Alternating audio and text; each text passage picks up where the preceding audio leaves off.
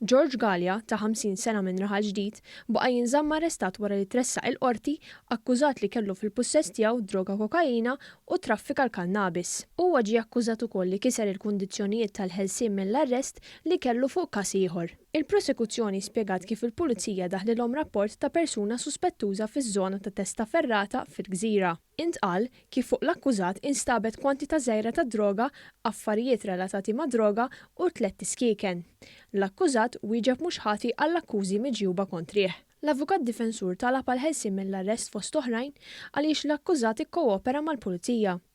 L-ispettur oġġezzjona għal din it-talba għaliex l-imputat għandu l-vizzju ta' droga u m'għandux xogħol minn fejn jaħdem għal flus. Il-qorti ċaħdet it-talba għal ħelsien mill-arrest minħabba li l-imputat mhuwiex affidabbli u minħabba l-biża' li jwettaq reat ieħor.